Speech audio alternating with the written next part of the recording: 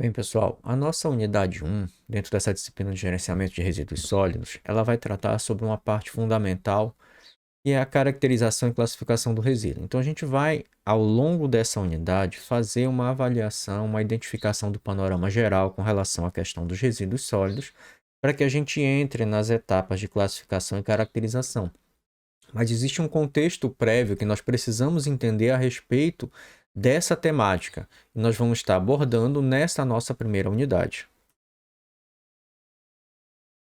Então, o que a gente tem que começar a compreender? Crescimento da sensibilidade ecológica tem sido acompanhada reativa e proativamente por empresas e governos com visão estratégica variada, visando o equacionamento de ações que vão amenizar os efeitos mais visíveis dos diversos tipos de poluição ambiental, protegendo a sociedade e seus interesses. Então, o que a gente tem aqui ao longo dessa discussão? Primeiro, sensibilização ecológica, ou seja, processo de conscientização ambiental. Abordamos isso em vídeos anteriores, em temas anteriores. Então, para o pessoal da Engenharia Ambiental e Sanitária da universidade, viu isso em Sociologia do Meio Ambiente, viu em Introdução à Engenharia Ambiental, que é o quê? O processo histórico de conscientização ambiental, para que nós possamos entender o contexto em que o homem hoje se relaciona com o meio ambiente. Então, a partir do momento que houve esse processo de conscientização sobre a problemática ambiental causada pela pressão antrópica, consequentemente, isso vai interferindo no padrão de cultura e de comportamento de uma sociedade. Quando eu altero esse padrão de cultura e comportamento, eu trago isso para a realidade da convivência em sociedade. Como é que eu faço isso? Através das legislações. As leis nada mais são do que um padrão de conduta imposto por uma sociedade através da concepção de que o seu padrão de comportamento e cultura é correto. Então, nesse sentido, surgem as leis, e não é diferente quando se fala da temática ambiental. A partir do momento que eu entro no processo de conscientização ambiental sobre a importância da preservação, da conservação do meio ambiente, surgem as legislações que vão tutelar o bem ambiental. Então, dessa forma, trazendo para a temática dos resíduos, quando compreendeu-se que resíduos sólidos era algo extremamente impactante que poderia alterar as características do meio, passou-se a perceber a necessidade de controlar, de gerenciar o resíduo sólido que está sendo gerado. O objetivo dessa disciplina é exatamente trabalhar esse processo de gerenciamento, entender esse contexto, para que a gente possa, a partir daí, com ações práticas focadas em soluções técnicas e economicamente viáveis, propor o que fazer com o resíduo sólido. Então, quando eu faço isso, eu estou o quê? Proporcionando soluções. Para quê? Para a manutenção do bem ambiental que interfere diretamente na qualidade de vida desse ser humano.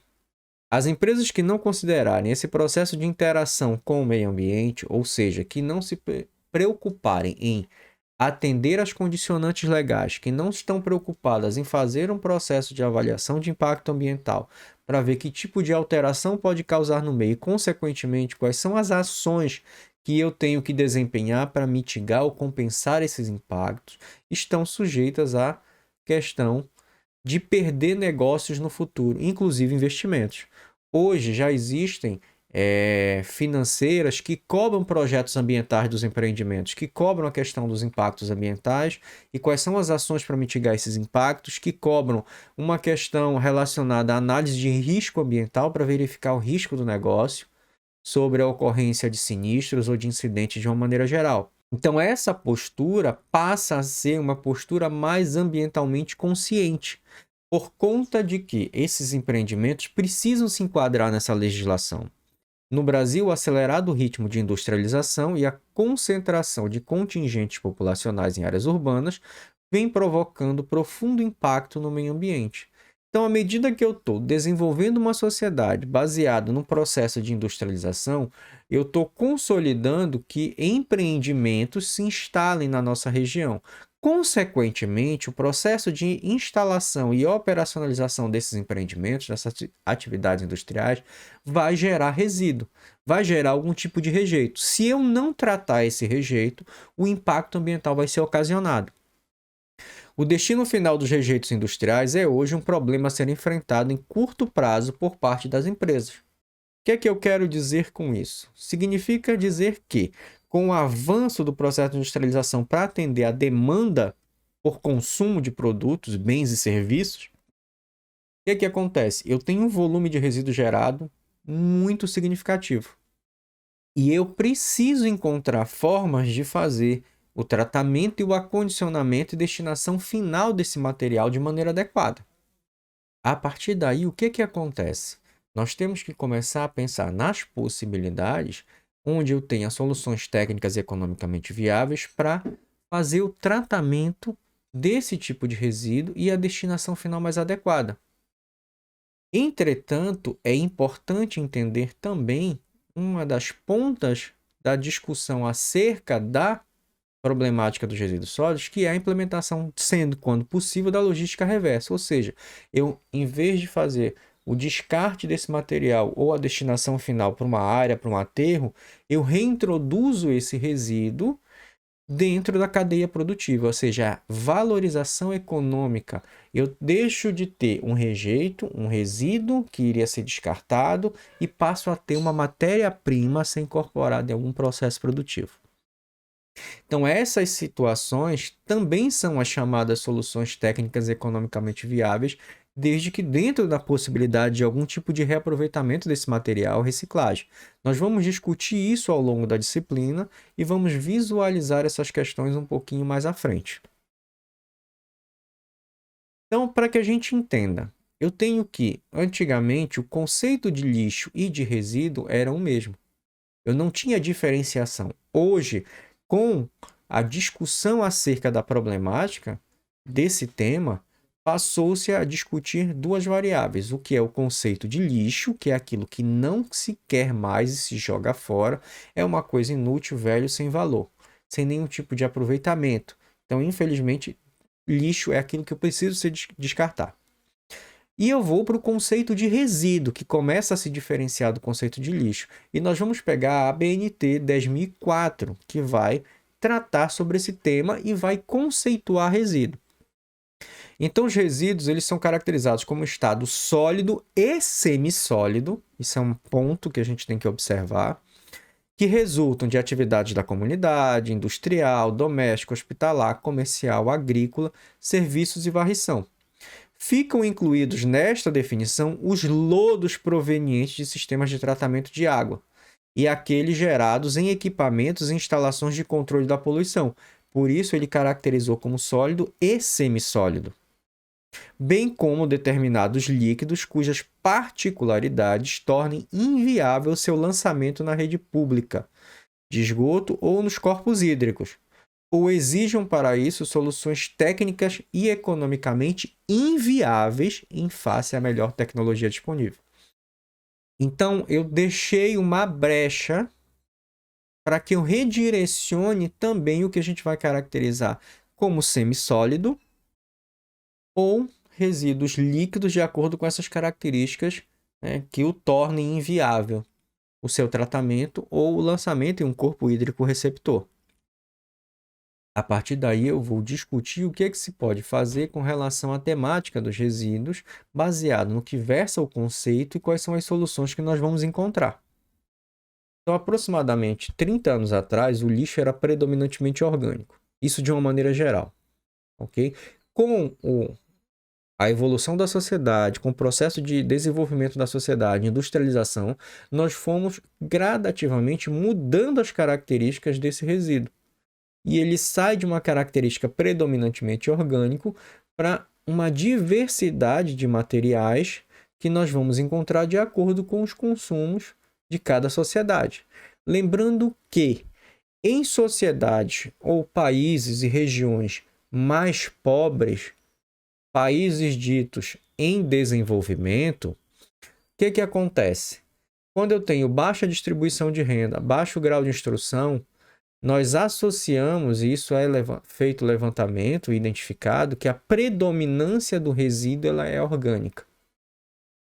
Então, no cenário brasileiro, isso pode variar de autor para autor entre 49% a 53%, até 55% da massa de resíduo gerado no Brasil ela é predominantemente orgânica. Isso pela condição econômica do país, e isso com certeza tem se agravado mediante a atual conjuntura política e econômica que o Brasil tem passado. As alterações na quantidade e qualidade do lixo modificaram essa nomenclatura para resíduo sólido. Então, saiu daquela característica de ser só lixo para resíduo sólido que a gente ainda tem algum tipo de aproveitamento. É importante começar a compreender esse contexto, porque isso lá na frente é determinante para que a gente trabalhe na identificação do percentual de cada tipo de material na massa de resíduo, que vai nos auxiliar no processo de planejamento. Tanto dentro de um ambiente de uma indústria, na hora que eu for implementar o sistema de gestão ambiental, um gerenciamento de resíduos sólidos, como na questão pública, que é o gerenciamento de resíduos sólidos urbanos. Na hora que eu for fazer esse planejamento enquanto ente público, entender a quantidade, a característica, o tipo de resíduo gerado é fundamental para que eu estruture o meu planejamento em termos de gerenciamento. Então, nós temos aqui, ao longo da evolução do resíduo, um crescimento populacional, e isso demanda maior bens de consumo. À medida que a sociedade vai avançando, eu tenho as mudanças de hábitos de vida.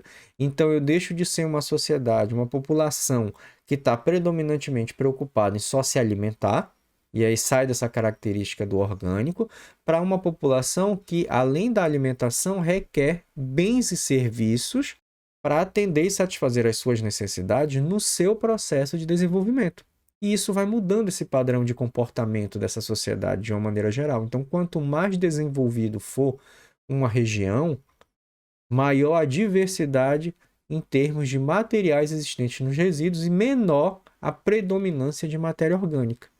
E aí há o aumento do consumo de recursos naturais. Então, baseado nessa estrutura, aumento de população, mudanças de hábitos e comportamentos que vão exigir bens e serviços de consumo para satisfação de suas necessidades básicas ou necessidade que é extremamente subjetiva, de região para região, de população para população e até de indivíduo para indivíduo, nós temos o quê?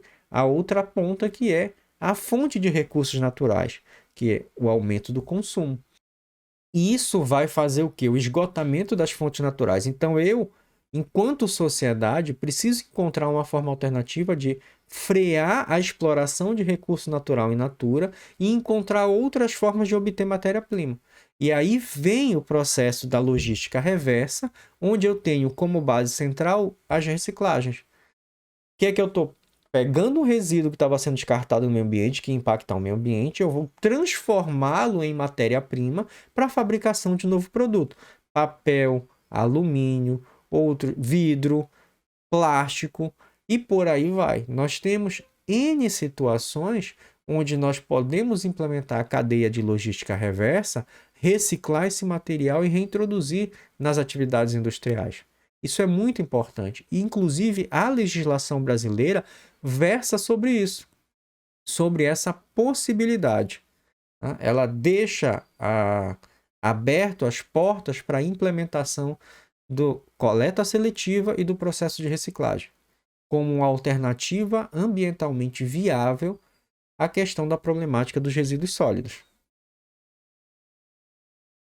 Então, nós temos hoje resíduos industriais, das atividades de vários setores da indústria, nós temos a derivação deles, resíduos tóxicos e perigosos, contêm substâncias causadoras de alterações graves nos ecossistemas e na saúde pública, resíduos sólidos urbanos, provém do aumento do uso de materiais descartáveis e de embalagens de uma maneira geral. Então, só aqui eu estou falando de 3 tipos de resíduos que cada um precisa de uma atenção especial, uma tecnologia, um método especial de tratamento e, consequentemente, o seu gerenciamento mais adequado de acordo com as características. Não coloquei aqui, por exemplo, também os resíduos de serviço de saúde, que tem um grau de periculosidade tão alto, elevado, por conta do material biológico existente. E isso vai repercutir de forma negativa nesse processo. Então, eu preciso trabalhar o gerenciamento para evitar o dano ambiental e, principalmente, o foco é alterar de maneira negativa a saúde e a qualidade de vida da população. A reciclagem tornou-se uma solução viável, de grande aceitação, porque tem vantagem social, econômica, sanitária e energética. Então, o que acontece? Quando eu implemento o sistema de reciclagem, eu estou reaproveitando esse material, transformando isso em matéria-prima. Então, eu tenho a componente social, que eu vou ter matéria-prima para atender a demanda. Eu tenho a questão econômica, que eu estou fazendo a valorização econômica do resíduo. Eu tenho a questão sanitária, porque eu não estou impactando o meio ambiente, poluindo alguma área e alterando a qualidade de vida da população. E eu tenho a questão energética, porque também muitos resíduos têm capacidade de serem utilizados para geração de energia. Então, isso é um outro ponto que também é positivo. Ou seja, do ponto de vista ambiental, eu tenho inúmeras vantagens de trabalhar o processo de logística reversa e aproveitamento dos resíduos através, por exemplo, da reciclagem. É comprovadamente e tecnicamente viável esse tipo de postura. E a maioria dos países ditos desenvolvidos tem implementado. Agora, claro, a realidade desses países é diferente da nossa. Eles já estão num ponto, por exemplo, cenário europeu, de escassez de recurso natural. Eles não têm mais áreas para explorar. São países relativamente pequenos, com um contingente populacional que não é tão grande, mas que tem um alto padrão de consumo. E isso exige com que eles implementem ações para reaproveitamento desses resíduos. Até porque, do ponto de vista ambiental, eles não têm escolha. Eles precisam fazer isso de qualquer jeito. Diferente de um cenário brasileiro, que nós temos aí uma região quase que continental, né, o território brasileiro, e isso também dá aquela falsa impressão de que nós temos recursos naturais infinitos. E por mais que tenhamos uma das melhores legislações ambientais hoje do planeta, a efetividade e aplicabilidade das leis não são como desejado. E no atual cenário político em que estamos, infelizmente a questão ambiental ela não é das mais prioritárias em termos de ações governamentais. Pelo contrário, tem se dado uma ênfase ao processo de desenvolvimento, que não está errado, mas está errado a forma como está se implantando o processo de desenvolvimento sem levar em consideração a variável ambiental. E isso é um problema que nós estamos plantando agora e que vamos colher no futuro. Essa conta ela vai chegar, é só uma questão de tempo.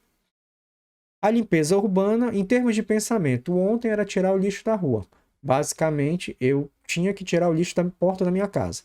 Eu, enquanto cidadão, estou muito preocupado com o lixo na porta da minha residência. Ele precisa sair dali imediatamente a partir do momento que eu descarto. Eu não tenho uma preocupação com a componente ambiental, eu não tenho uma preocupação para onde esse lixo vai.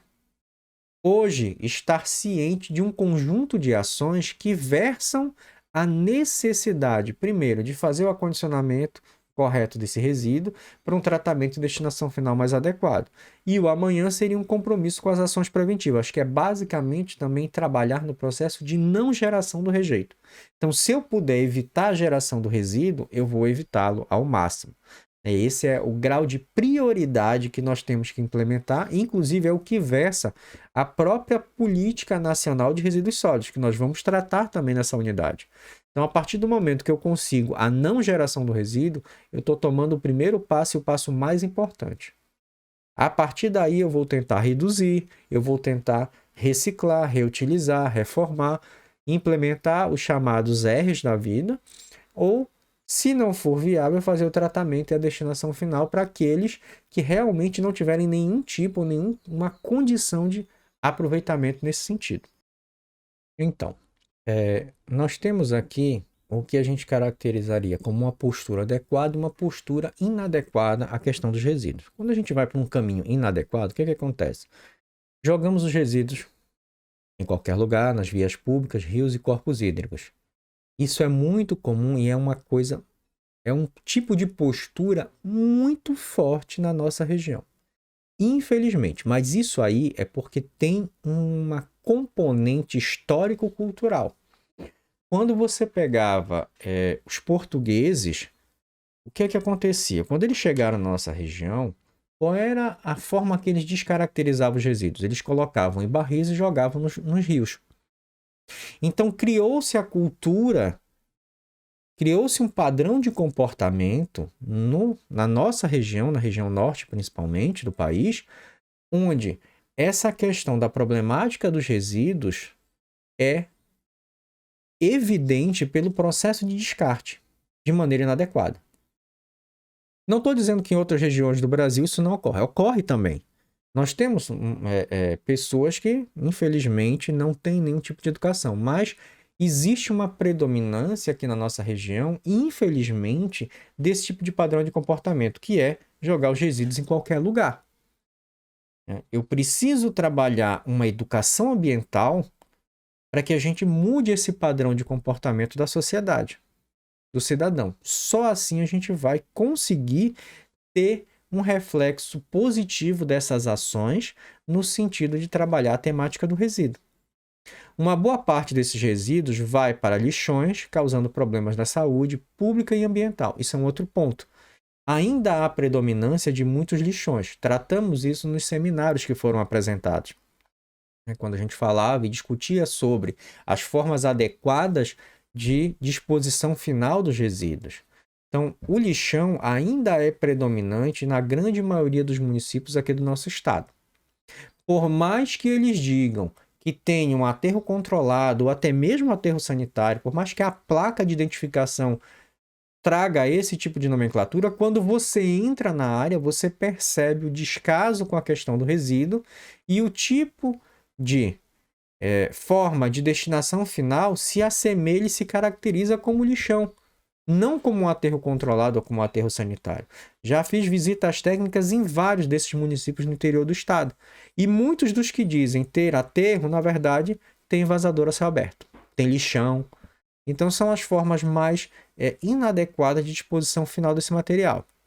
Uma parte desse material que fica rejeitado pela sociedade, que é descartado pela sociedade, fica no meio ambiente ou vai causar problemas aos seres vivos, aos animais, depreciando uma área, alterando a característica do meio, né? Influenciando na manutenção da biodiversidade local. Exemplos que nós até citamos no seminário, o que acontece? Existem alguns municípios onde a área de lixão, e eu citei para vocês, ficava próximo de corpos hídricos. Só que nesse determinado município nós tínhamos a utilização desses corpos hídricos como balneários, áreas de lazer. Era uma atividade forte, é uma atividade forte do ponto de vista econômico para o município. Só que o próprio descaso do ente público no processo de destinação final dos seus resíduos, que era lixão, começou a provocar impactos ambientais nos rios e isso foi alterando a qualidade do corpo hídrico, né, do recurso hídrico, na verdade, e influenciando na principal atividade, que era a atividade de lazer. Porque a população estava começando a ter problemas de pele por conta das atividades de lazer dentro do rio, que estava contaminado. Então, o próprio descaso afetou a própria economia do município nesse sentido. Então, teve que se fazer todo um movimento de reajustes para tentar recuperar, né, em termos de impactos ambientais que foram ocasionados e mitigar o problema, compensar esse problema. Tá? Retomar a atividade econômica principal daquela região. Os resíduos deixados de qualquer jeito pelas cidades causam enchentes, inundações e acarreta doenças. Isso é um outro ponto.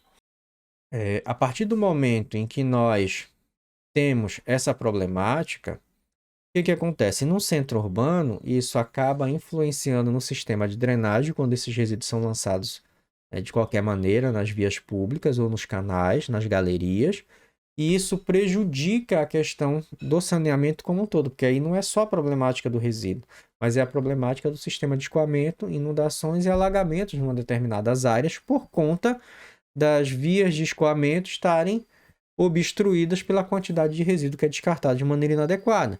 Outro, a ausência da periodicidade, da regularidade da coleta através do sistema público de coleta também causa problemas.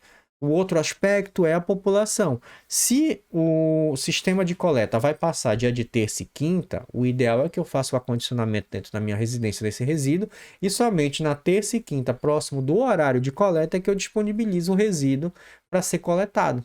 E eu coloco na porta da minha casa. O que muita gente não faz. Vai acumulando lixo diariamente e já vai colocando as sacolas na rua. E se não tiver uma lixeira, algo que possa proteger esse resíduo, ele fica sujeito à questão dos animais que estão na rua, circulando, que vão rasgar através, na busca por alimento. Vai espalhar o resíduo. Ou, se eu coloco os sacos de lixo na porta da minha casa hoje e vem uma chuva muito forte, a tendência é que faça o carregamento desse saco de lixo. E vai levar para onde? Para as galerias de escoamento. E vai gerar problema do mesmo jeito. Então, eu preciso ter situações em que implemente educação ambiental para a sociedade, para o indivíduo e a coletividade ter consciência da sua postura, das suas obrigatoriedades, né, em termos de relação com o resíduo. A partir daí, eu preciso também do ente público tendo a regularidade no sistema de coleta para que tudo possa fluir da melhor maneira possível. E o caminho adequado é resíduo separado pelo consumidor, ou seja, a legislação ambiental ela deixa claro, cessa a responsabilidade do domiciliar a partir do momento que, ao gerar o resíduo, ele faça o acondicionamento adequado e disponibilize da melhor maneira possível para o sistema de coleta. Significa dizer que eu vou ter um acondicionamento adequado, em sacos específicos para isso, e eu vou disponibilizar próximo do horário da coleta. E não fazer o que naturalmente a população tem feito, que só está prejudicando a própria área onde eles residem.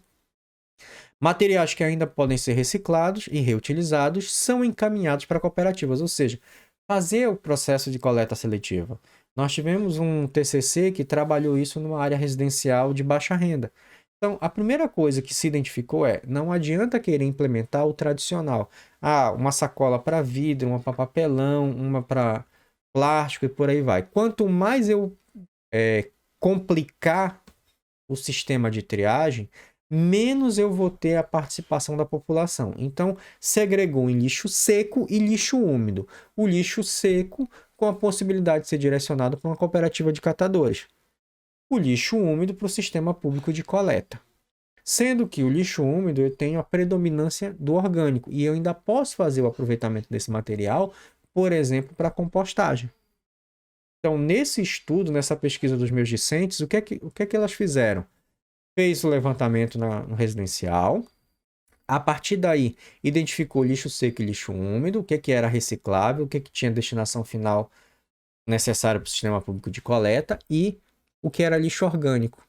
O orgânico foi direcionado para o sistema de implementação de um projeto da prefeitura de horta comunitária. Então, eu consegui atender a essa demanda para que eu faça o processo de compostagem para atender a horta.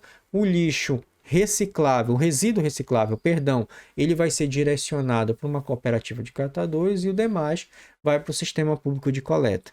Então, a intenção era ampliar isso para a comunidade, para melhorar o sistema de coleta, e aí eu preciso de um sistema diferenciado de coleta para isso, e o redirecionamento da matéria orgânica para o projeto de horta comunitária. Rejeitos são coletados pela prefeitura. O que não tiver aproveitamento, a prefeitura tem a responsabilidade de coletar. E aí encaminhados para o que seria a melhor forma de destinação final utilizada no Brasil, que é o aterro sanitário. A legislação, e nós vamos ver isso, ela permite duas formas: o aterro sanitário e o aterro controlado. E nós vamos especificar o que é cada uma delas e mostrar e discutir sobre cada uma dessas formas de destinação final.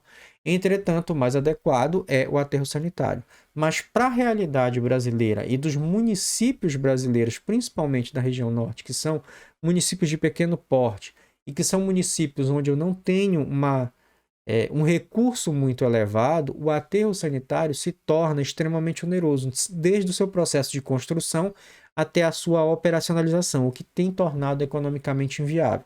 Então, no cenário brasileiro, tem-se a possibilidade do aterro controlado.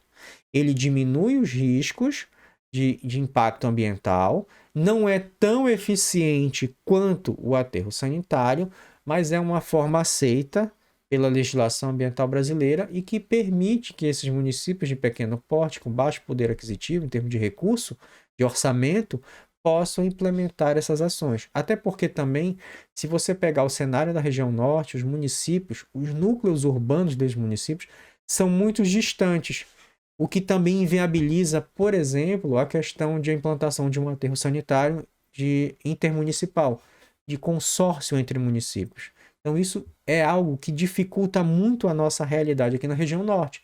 E isso prejudica essas ações no sentido de trabalhar em projetos, né, que possam ter a melhor condição de destinação final adequada para os resíduos. Certo? Então, o que a gente tem hoje em termos do que a gente caracterizaria como que é o caminho do lixo?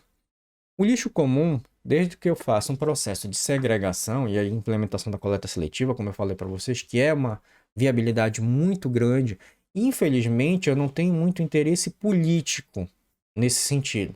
Mas se os municípios fizessem um sistema de coleta seletiva, implementassem, principalmente os de pequeno porte, fica muito mais fácil, se tornaria muito mais viável o sistema de coleta e o custo reduziria tanto da questão do projeto do aterro, quanto da operacionalização e ampliação da sua vida útil, respectivamente. Então, dentro dessa estrutura do lixo comum, o ideal seria a coleta seletiva e a coleta do lixo comum. Dentro do lixo comum, direcionar para o aterro sanitário. Quando eu vou para resíduos industriais, e aí entra a discussão, a legislação ambiental ela deixa clara, principalmente na Política Nacional de Resíduos Sólidos, que o gerador particular é responsável pelo tratamento, pelo todo o processo de gestão, desde da fonte geradora, acondicionamento, transporte, tratamento e destinação final desse material. E a partir do momento que eu não tiver nenhum tipo de aproveitamento para esse resíduo, ele ser encaminhado para o chamado aterro industrial, ou dependendo de como for, o aterro sanitário do município, ele pode ter uma célula específica para aterro industrial, e aí a preparação dessa célula é completamente diferente da preparação das células de resíduos sólidos urbanos, assim como também a gente vai ver tanto para resíduo de construção civil e resíduo de saúde. Eu posso ter células específicas para fazer esse tipo de acondicionamento pela característica do resíduo, dentro do aterro sanitário, tá ok? A partir daí, nós temos esses resíduos industriais sendo direcionados, ou o próprio particular tem o seu aterro, a sua área, a sua barragem de rejeito, por exemplo, e lá ele acondiciona o seu material. Resíduos de serviço de saúde podem ir para uma célula de aterro sanitário, desde que especificamente seja só para RSS. Lembrando que, para o cenário brasileiro, boa parte do que é feito com RSS é incineração. Inclusive, a equipe que apresentou o seminário sobre isso mostrou algumas das formas de aproveitamento. Nós fizemos uma explicação a mais, mas nós vamos tratar na unidade mais à frente sobre resíduos de serviço de saúde e nós vamos discutir isso. Mas, prioritariamente, vamos entender que a maioria das formas de destinação final, né, a principal é a incineração. Resíduos de construção civil, tá? Ou de construção e demolição, RCD ou RCC, vai para uma célula específica do aterro sanitário ou para aterros particulares, nesse sentido, sendo que no cenário brasileiro também, essa questão de resíduo de construção civil ele é muito utilizado como material para aterrar a área, para fazer fundação de construção ou para ajudar em áreas mais periféricas. Então acaba que ele encontrou uma outra forma de destinação final, com um tipo de aproveitamento e beneficiamento para uma determinada região, para uma população mais carente, mais afetada nesse sentido. Tá? Resíduos agressivos pastoris, a questão das embalagens de agrotóxicos, principalmente, é a logística reversa. Nós até falamos sobre isso, né, na apresentação dos seminários de vocês. E os resíduos eletrônicos, que é o coletor particular. Dentro dessa estrutura, nós temos também a questão do recondicionamento do equipamento, para que ele possa ser reintroduzido na comercialização de alguma forma. Dentre os maiores problemas do mundo e seu gerenciamento, nós temos países como os Estados Unidos, Japão e Alemanha, basicamente resíduo tecnológico, então eu tenho uma quantidade muito grande de material sendo descartado. Se você pegar, por exemplo, o Japão, você troca eletrônicos praticamente de 6 em 6 meses. Só que o que está sendo descartado, ele é passível de reciclagem, ele é desmontado, seus componentes são reciclados na fabricação de um novo produto. Tá? Então, eu tenho um ciclo quase que fechado de logística reversa e reciclagem desse material para que ele seja fabricado um novo produto. Até porque, primeiro, o Japão é uma ilha, então é um país relativamente pequeno. Eles não têm espaço para implantação de aterros, por exemplo. E eu não tenho de onde estar tirando tanta matéria-prima. A demanda é muito grande de acordo com a necessidade e a evolução tecnológica do Japão. Então, eu preciso estruturar. Veículos, por exemplo, no Japão, quanto mais velho vai ficando o veículo, ele é o inverso do que é cobrado no Brasil. Mais caro fica o IPVA, porque ele perde eficiência, ele passa a poluir mais, e é exatamente algo para te forçar a trocar o veículo. E aí, esse veículo velho, ele vai para uma desmontagem, reciclagem e reaproveitamento na fabricação de novos componentes. Entenderam como é que funciona a cabeça do Japão nesse sentido? Então, ou seja, eu tenho um avanço na questão. Primeiro, eu tenho o suporte para eu ter qualidade de vida e renda suficiente para fazer isso. Isso é um ponto. Tá? Segundo aspecto, eu movimento a economia japonesa através do consumo excessivo. Só que eu tenho que encontrar alguma forma de trabalhar o que está sendo descartado pela população. Então, a reciclagem tornou-se uma grande viabilidade nesse sentido. Muitas atividades industriais na fabricação de seus bens, e a indústria automotiva não é diferente, utiliza hoje no carro, na fabricação do veículo, vários componentes recicláveis. Geralmente, tudo que é feito de plástico dentro do veículo é plástico reciclado. Eu tenho componentes que não estão sendo descartados no meio ambiente, estão tendo algum tipo de aproveitamento na atividade industrial. Cerca de 909 milhões de micros são descartados em 2021, ultrapassando o lixo municipal. A quantidade de componente eletrônico.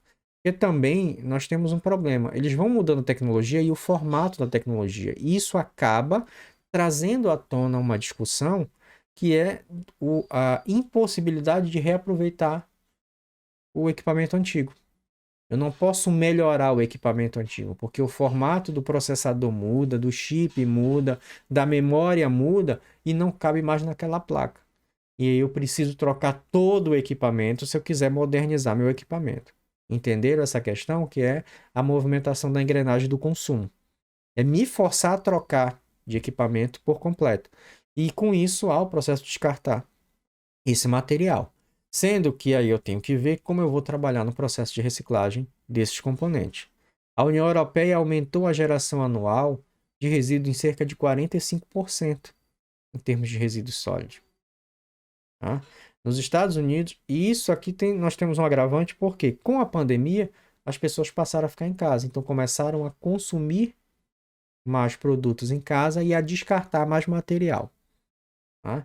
Nos Estados Unidos, a geração de resíduos sólidos passou de 88 para 232 milhões de toneladas nos últimos 40 anos. Olha o avanço, mas quase que triplicou o valor de resíduo em 4 décadas. Se eles continuarem nesse ritmo, fica complicado. Em compensação, eles estão com aproximadamente 38% de material reciclado. Conseguem reciclar 38% de tudo que é passível de reciclagem gerado em termos de resíduo nos Estados Unidos. E o Japão é líder em reciclagem com 69% dos resíduos sólidos. Lembrando que esses percentuais aqui, eles são relacionados ao total de material gerado e que é passível de reciclagem. E o Japão, que é um dos carros-chefes, só tem conseguido reciclar em torno de 69%. Ainda existe um potencial muito grande ainda de reciclagem desses materiais para aproveitamento nas atividades industriais e no desenvolvimento econômico desses países. Isso eu estou falando no total de volume de resíduos sólidos passíveis de reciclagem. Não é por um determinado componente. Se nós pegarmos hoje o cenário brasileiro, o Brasil, se eu não me engano, é o primeiro país que mais recicla latinha de alumínio. Então nós temos um percentual altíssimo, que nós vamos ver isso lá na frente na discussão sobre reciclagem, e isso nos permite fazer esse aproveitamento desse material da melhor maneira possível. Mas em termos gerais, é o Japão com 69% e olha o potencial que ainda tem de crescimento nesse sentido. O Brasil fechou 2020 como um dos principais líderes mundiais em reciclagem de latinhas de alumínio. De acordo com o levantamento da Abralatas, o país obteve um índice de aproximadamente 97,4%, ou seja, quase que a totalidade das latas de alumínio geradas, fabricadas no país, estão sendo recicladas. Isso é uma vantagem, isso é um ganho ambiental significativo. De 402 mil toneladas de latas vendidas, foram recicladas 391 mil, ou aproximadamente 31 bilhões de unidades. De acordo com a Abralatas, o Brasil é o terceiro maior mercado mundial de latas de alumínio. Em 2002 foram quase 32 bilhões de latas consumidas, ou seja, nós somos o terceiro país mais consumidor de latas e nós estamos em primeiro lugar em termos de reciclagem do que está sendo gerado e descarte em termos de latas de alumínio no cenário brasileiro. Alguns índices sobre a composição do lixo em alguns países. Estados Unidos, 44% papel e papelão. Se vocês pegarem aqueles filmes americanos, vocês vão ver, por exemplo, supermercado. Não se usa saco plástico, se usa sacola de papelão. Tudo aquilo é reciclado. Então, essa parte de embalagem e tudo mais, eles reciclam bastante, 44%. Suécia, 30% papel e papelão. Europa, papel e papelão, 36%. Japão, 49,5% outros tipos de resíduos. Percebam o seguinte, Estados Unidos, Suécia e Europa, predominantemente papel e papelão. Por quê? São países, e aí no caso ali a região, né, o continente, onde predominantemente nós temos países ditos desenvolvidos, então a variabilidade de material na massa de resíduo é muito grande, sendo que eles utilizam muito isso para embalagem. Então o descarte de embalagem é muito grande. Quando eu vou pegar Brasil, Peru, Índia e México, países ditos em desenvolvimento, vocês podem perceber que a predominância é matéria orgânica. E quanto mais pobre é um país, ou com a menor distribuição de renda, com a população, com um contingente populacional beirando a pobreza e a miséria, vocês podem ver que a matéria orgânica é a maior predominância. Olha a Índia, 78% do resíduo gerado na Índia é matéria orgânica. No Brasil, 51%. Aquilo que eu falei, isso vai variar de autor para autor. Tem autores que eu já li autores falando de 49% até 55% da massa de resíduo. Sobre o gerenciamento, os Estados Unidos não possuem um tratamento pleno e adequado ao resíduo urbano. Por lá, em torno de 55% dos resíduos sólidos são levados para aterro. Segundo o relatório da União Europeia, poderiam se economizar 72 bilhões de euros com a adoção de uma política consciente de resíduos sólidos.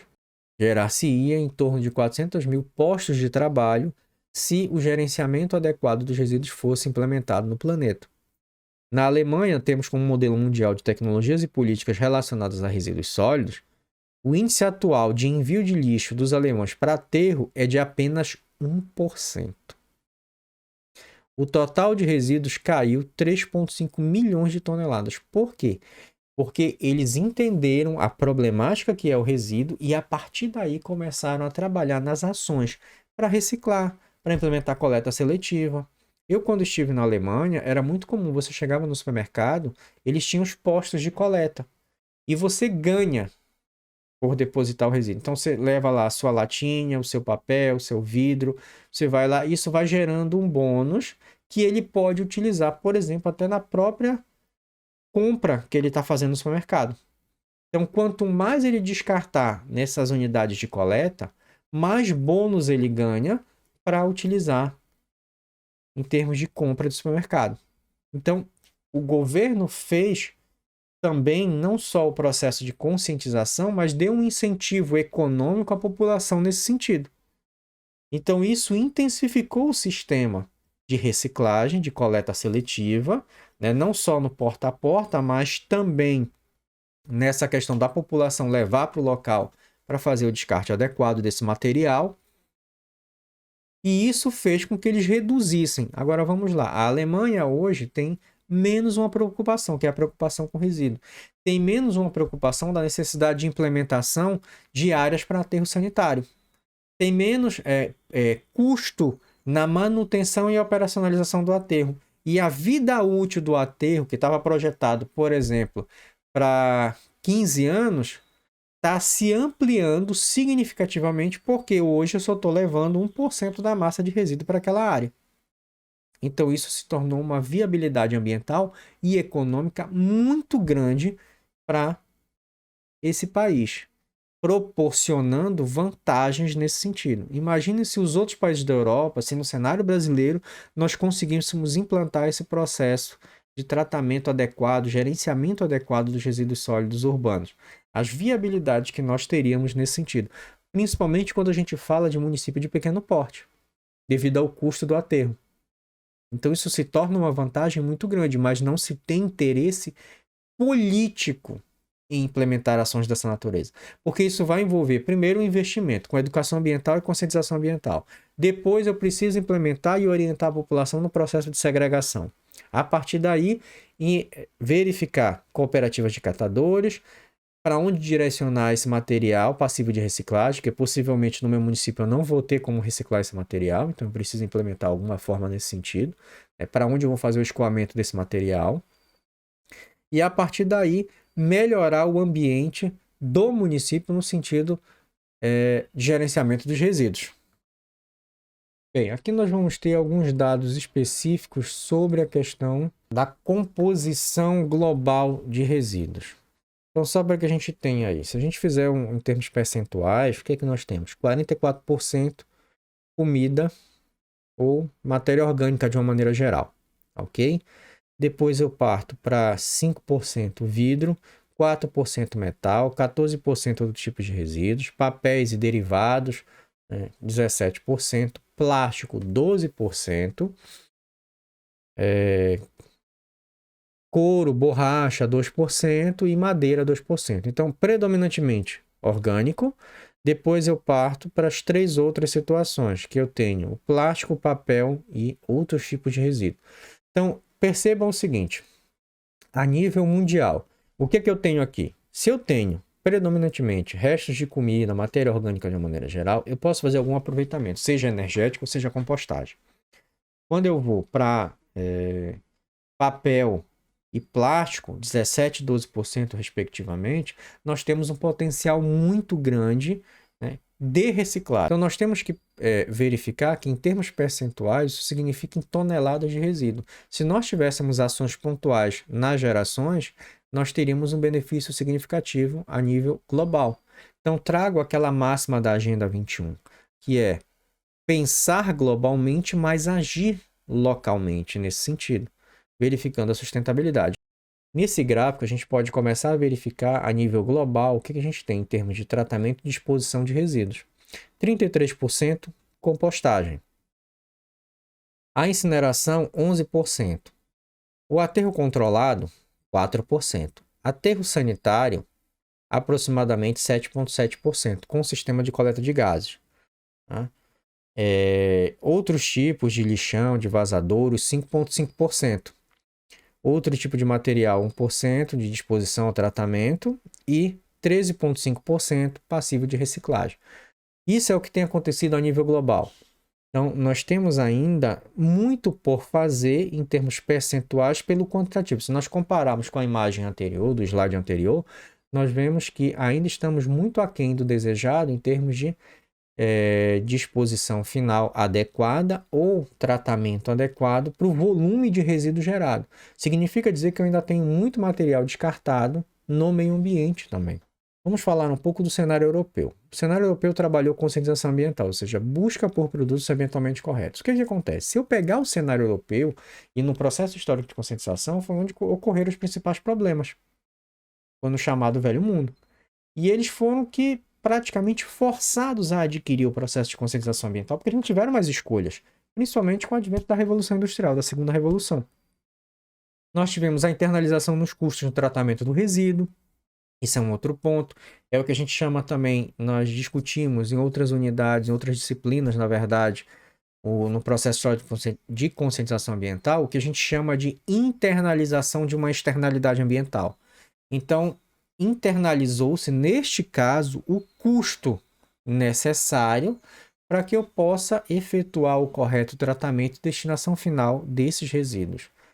Princípio da proximidade, ou seja, quanto mais próximo for da fonte geradora, o lixo tratado, melhor, mais econômico ele vai ser. A etiqueta ecológica é a chamada identificação dos produtos verdes, ou seja, são os selos verdes, produtos que estão preocupados com a questão ambiental, que têm algum sistema de gestão, que tem algum tipo de certificação nesse sentido. São produtos que são mais bem aceitos dentro da comunidade europeia, até pelo nível de esclarecimento e conscientização da população nesse sentido. Então, eu, enquanto cidadão, que tenho poder aquisitivo e condição para fazer isso, diferente do cenário brasileiro, tá? Que fique bem claro, me é permitido escolher por produtos ambientalmente corretos. Agora, como é que eu vou falar no cenário brasileiro, com a péssima distribuição de renda, com a boa parte da população beirando a marginalidade, beirando a miséria extrema, e muitas vezes, ou até para um assalariado, pai de família, né, ou mãe de família que está sustentando a casa, que não vai ter condição, com base no que ela ganha, né, de comprar um produto ambientalmente correto em detrimento de um produto que não é ambientalmente correto, mas é bem mais barato. Então é óbvio que aí o que vai pesar é o bolso, não é a questão ambiental. Então são situações que a gente tem que observar nesse sentido. Medidas para reduzir em 65% o despejo de lixo, seja ele a parte biodegradável em aterros, preferencialmente. E programas de coleta seletiva, para que a gente possa induzir o processo de reciclagem nesse sentido. Quando eu vou para o cenário brasileiro, aquilo que nós falamos, principalmente na região norte, nós tivemos uma colonização onde o lixo era descartado em barris no rio, praias, para ir embora o mais rápido possível. Então criou-se essa cultura de largar tudo em qualquer lugar. Okay? No Rio de Janeiro, ele é uma grande vala que atravessa a cidade. Quando chovia, transtornos à saúde pública. Né? Isso aí também tem uma questão de planejamento urbano. Um rio, no seu processo de desenvolvimento e crescimento, ele acabou sendo crescendo de maneira, entre aspas, errada. E isso hoje é um problema que o rio enfrenta por conta dessa situação. E o processo de ocupação dos morros de maneira irregular, sem infraestrutura urbana, fazendo o processo de impermeabilização, aumentando o escoamento superficial, faz com que essa água toda vá para a região mais central do rio. Em 1971, no 6º Congresso Brasileiro de Engenharia Sanitária e Ambiental, lixo começa a ser chamado de resíduo sólido. É quando se identificou a variabilidade do lixo, o tipo de aproveitamento e aí a necessidade de separar o que é lixo do que é resíduo. Tá? Em 75, nós tivemos o congresso em que o lixo passou a ser incluído como o terceiro elemento do saneamento básico, ou seja, há uma mudança de realidade. Percebeu-se a importância da temática e na discussão de saneamento, porque envolve também as condições de qualidade de vida e saúde da população, a manutenção das ações adequadas para um correto manejo e disposição final dos resíduos através do sistema de coleta implementado na área urbana. Quando a gente pega a geração de resíduos sólidos no Brasil, total por ano e quilograma por ano, por habitante ano, nós temos aqui 82 milhões de toneladas ano, sendo que por ano cada habitante, em média, 390 quilos. Isso vai variar. Em termos de contribuição da geração de resíduos, a região norte, a gente ainda pode ver que ele tem um percentual muito baixo, tanto norte quanto centro-oeste, 7,4% e centro-oeste, 7,5%. O que é que isso tem a ver? Nós temos aqui as regiões com menor índice populacional por área. E a espacialidade, a distribuição dessa população também, né, faz com que a gente tenha problemas na questão do sistema de coleta e na destinação final adequada. Esse é um ponto, nós citamos anteriormente no vídeo. E essa contribuição devido ao baixo contingente populacional.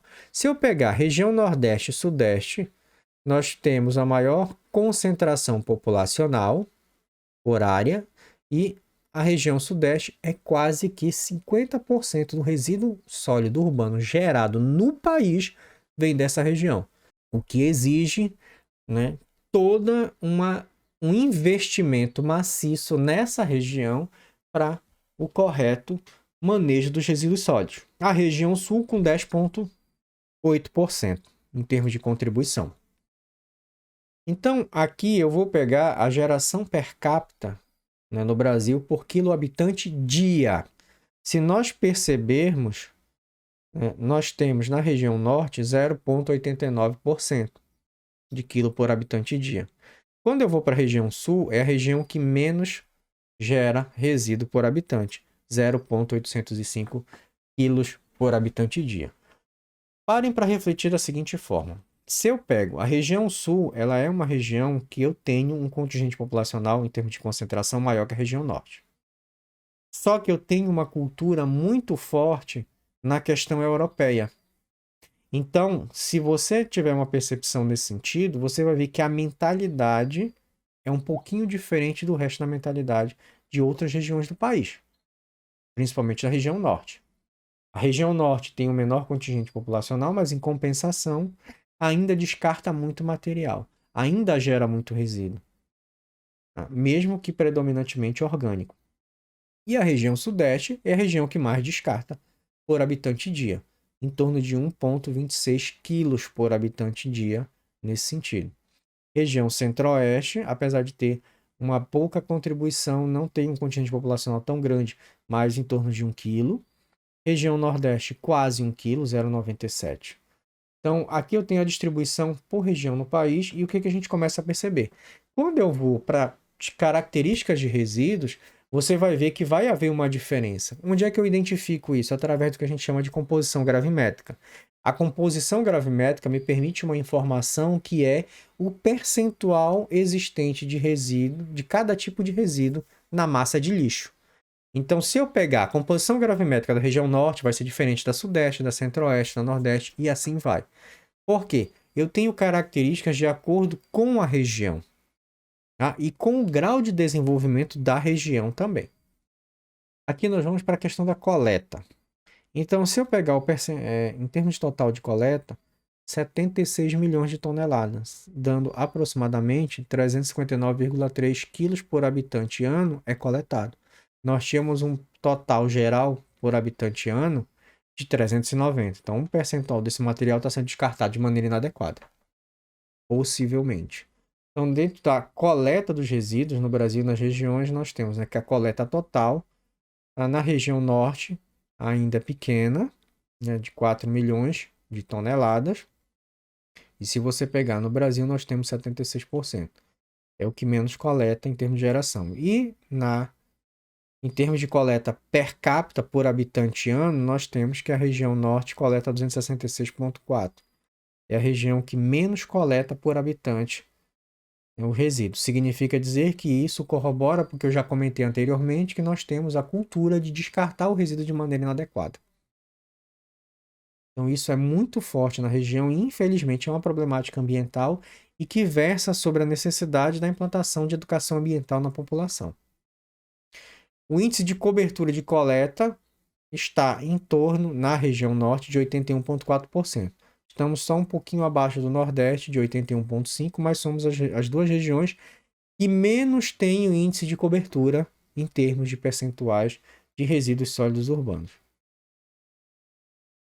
E a distribuição dos municípios com iniciativas de coleta seletiva no Brasil e regiões. Ou seja, aproximadamente, na região norte, 65,3% tem iniciativa de coleta seletiva. Lembrando que isso são dados onde os municípios declaram as informações. Mas se a gente for analisar na prática, nós não temos. Eu viajo muito, por exemplo, pelo interior do estado do Pará. E eu sei que essas informações não estão batendo. Por quê? Quando você vai fazer visita técnica com os alunos, quando você vai visitar essas áreas de disposição final de resíduo, e quando você entra numa ação com o município, faz um levantamento com os moradores, com a prefeitura, você vê que não tem efetivamente a implantação da coleta seletiva. Só que aqui está havendo uma contradição, né? Porque 65% dos municípios declaram que tem iniciativas de coleta seletiva na região norte. Então é algo que precisa ser questionado. E nós temos aqui para as outras regiões do país. Se eu pegar a região sul, 91,2% dos municípios fazem coleta seletiva. E na região sudeste, 90,6%.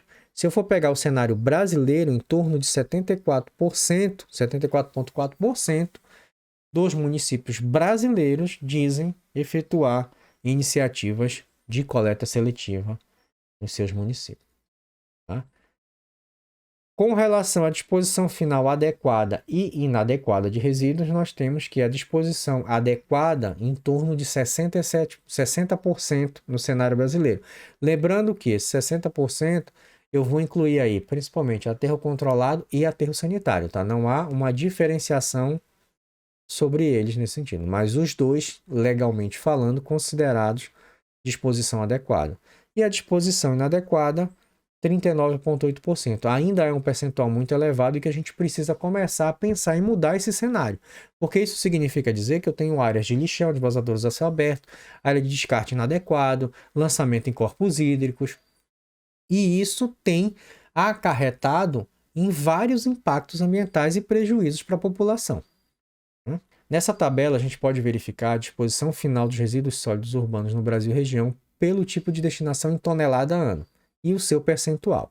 Se eu for verificar região norte, somente 35% tem disposição adequada de resíduo e 64% tem disposição inadequada desse material. Ou seja, significa dizer que a região norte ainda está muito aquém do desejado no que se refere ao cumprimento da legislação, ou seja, em atender à Política Nacional de Resíduos Sólidos e ter as ações dos municípios implementando seus aterros, seja controlado ou seja sanitário.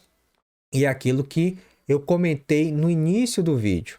Se nós pegarmos a maioria desses municípios aqui na região norte, o que é que eles falam? Eles colocam uma placa de aterro controlado, de aterro sanitário, eles fazem uma inauguração, mas há descontinuidade do projeto. O que acarreta transformar aquilo novamente no que era antes, que era um lixão. E muitos ainda dizem que tem aterros, só que quando você entra na área, você percebe que aquilo é um lixão, porque não atende nem o mínimo necessário para ser sequer um aterro controlado. Tá? Número de municípios por tipo de disposição final. Então, se eu pegar na região norte, o que eu vou ter? Praticamente 354 municípios na região norte têm disposição inadequada de resíduo, né, que corrobora pelo percentual, né, de resíduos trabalhados de maneira inadequada na questão do gerenciamento e na falha da gestão pública municipal com relação a essa problemática.